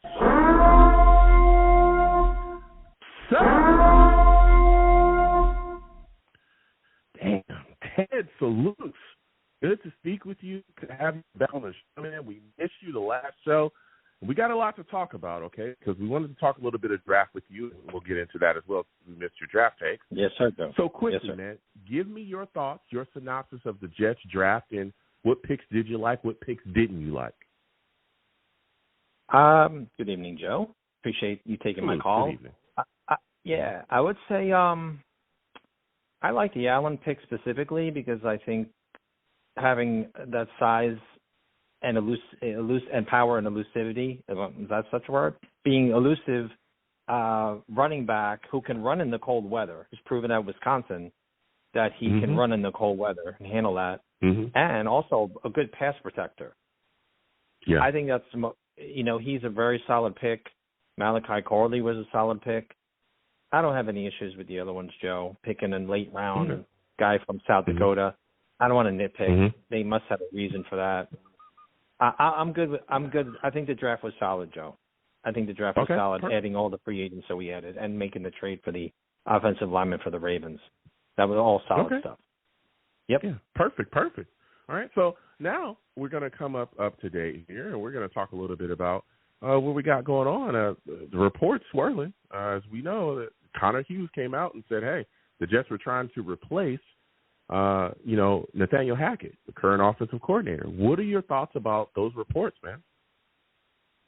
I don't think Hackett's a big deal because, like everyone said, Rodgers is basically the glorified play caller. And Jeremy made a good point on the last call that Hackett really needs to get the personnel on the field. And pre-snap, Rodgers can do anything. He can call the adjustments. He can call, audibles. I mean, I have to give Hackett a bit of a pass because, he was dealing with Zach Wilson and other horrendous quarterbacks that we had on our roster that I won't even name. Joe, and they also fired the other offensive coordinator, and who couldn't deal with Zach, right? They tried to get him out of town, and that's he didn't work either. No, and I hear you, but here's my thing, okay? And I always try to play devil's advocate here. So I'm looking at it from the stance of a Jets fan and saying, I understand you're saying you want to give him a pass. I don't. Because here's why. You talked about the other quarterbacks. Tim Boyle was a guy that he brought in. Anybody remember that guy? Tim Boyle was brought into the building, and I was told from day one, Tim Boyle is here because he knows this offense through and through. He knows this offense better than anyone, okay? Only person that probably knows the offense better or on the same level as him is Aaron Rodgers, right? Because Aaron Rodgers literally built the offense with Nathaniel Hackett, but Tim Boyle's the guy. Tim Boyle knows what he's doing. Tim Boyle can do it all. Tim Boyle can make the reads. He can make adjustments at the line. Him and Nathaniel Hackett are connected at the line. I was told all of these things. Telepathy, I was told these things. And the second that Tim Boyle was asked to get out on that field, I saw the same chaos with Tim Boyle that I saw with Zach Wilson.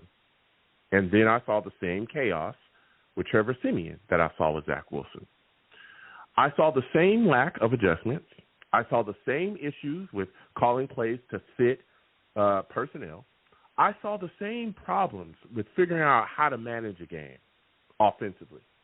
I saw the same issues, Ted. And so to me, I'm saying to myself, as a person that's just watching the game and comparing these games, why am I letting Nathaniel Hackett off the hook when he's shown me, outside of those couple plays you had with Aaron Rodgers, which he was running for his life too, okay, we saw that, you stunk with everybody. So it couldn't have just been Zach Wilson. I mean, what are your thoughts, Ted? That's what I got. Okay. So I said a little bit of a pass. I wouldn't give him 100% pass. But let me say this. Tim Boyle. Okay. Joe, Tim Boyle, right, knew the offense, but he's not very good. Okay? Trevor Siemian was off the street, basically. He wasn't even playing, as far as I know. That's a Joe Douglas problem. That's not a Hackett problem. He brought in maybe even Tim Boyle was brought in to help Zach, learn the offense, more of that mentoring thing. They took a risk on Zach way too long. That's a Joe Douglas thing, or maybe even a Woody Johnson thing. It was way past time to move on from Zach and bringing in a competent backup. That was the mistake they made. So that's kind of the reason why I'm giving Hackett a pass, Joe. A slight pass, not a full 100% pass.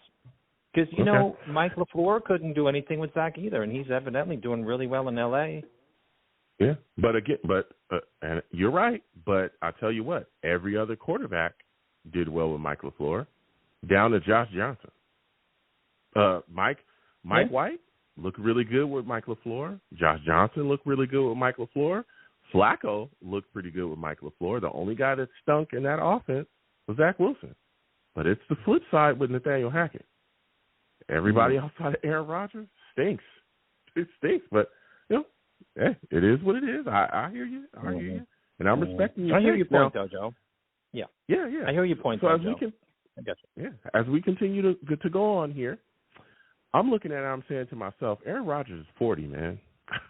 I think the play calling is going to change to really have the New York Jets leaning on the running game this upcoming season. I think you talked about the power back, Allen, the two power backs, Allen and then Davis as well, taken later on in the draft. I think that this screams to me that the Jets are going to be running the ball a lot. What are your thoughts about this, man?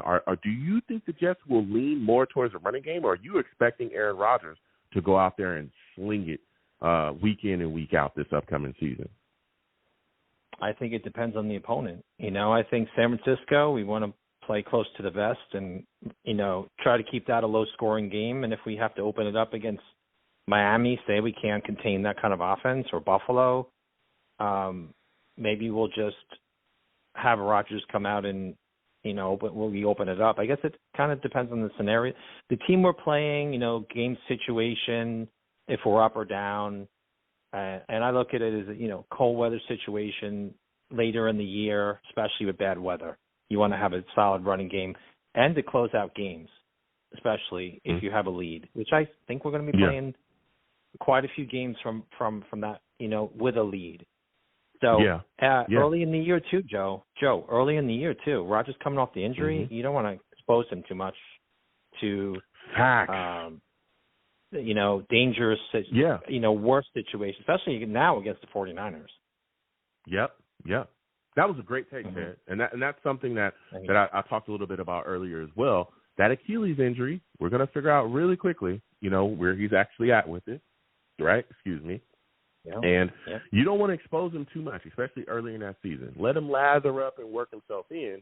Running the football, I think, would be great. We've seen it. Again, as guys get up in age, Tom Brady, Peyton Manning, you can go on with the names of guys that great quarterbacks. But once they got up in age, they weren't the same. And not just in the NFL, and you see this across the board, you see it in the world.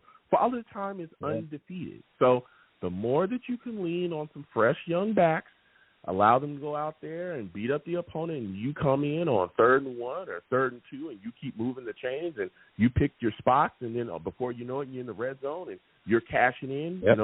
Every single time it's time to cash in. Now you're playing with a lead, and everything's good to go. That helps a lot of older quarterbacks as they get up, especially when you got a great defense like the Jets have. You're allowing them to rest while you're running the ball, and they're allowed to get themselves together as well, get their breaths back, underneath them. So I really like that. That was a really, really good take, Ted. So as we continue on, man, you're looking at the situation here, right? Plaxico Burress, he's saying the Jets won't take the AFC East, man. What are your thoughts on that? Let him stick to strip clubs, Joe. That's his forte. That's his forte. Okay, so every man has to have a take. Every man has to have a take. Oh my goodness. Right? So, my goodness. Joe, he's a next Giant too. He may have a little beef against the Jets, right? He did play for the Giants. I don't take anyone. Everyone has an opinion, and I don't care what people think. I'd rather have, some kind of motive, extra maybe incentive now. Say, hey, you don't think we're going to do it? Well, another guy that we can shut up, right? Yeah.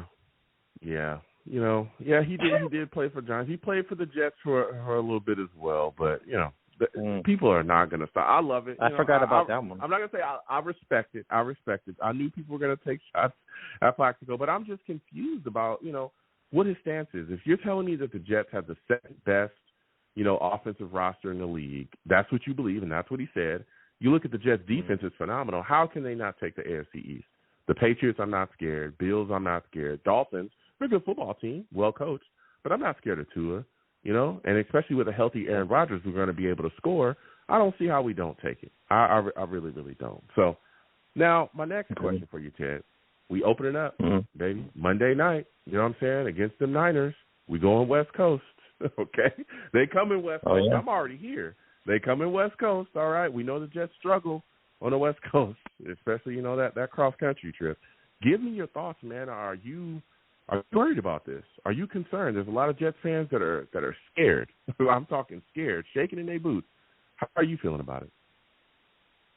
Joe, I'm not concerned at all, especially being the first game. They can get there early and get acclimated. You know, I think it's a good acid test, what they call acid tests, where you know where you're going to be after the first week against a very good opponent. So I don't have a problem with that. I really don't. Plus, I'd rather it sounds scary in the beginning, but if you get that West Coast trip out of the way early, plus you also have, okay, if our first game is a road game, then we have an extra home game then, right? So sort of, in a way, at the end of the year where we may need it, you know, for a playoff or seeding. I don't think it's going to be for the division, but we may need the win for a seed, you know, a higher seed. Yeah, that's the way I'm looking at it, Joe. Yeah. Problem with it. Let's get it on. You know what I mean? The hardest part is going to be waiting the whole weekend for Monday to show up. That's going to be the hardest part. Yeah, I'm telling you, it's going to be exciting. But like you said, when you ready to go, then time just starts to move like molasses. But listen, Ted, this was a phenomenal call from you, man. I know we missed you on the last show, but you came on and you brought us some fire, man. Thank you again for calling into the show. Next time I have one, I want to hear from you as well, all right? Thanks, Joe, as always. You have a great evening. Absolutely. Same to you.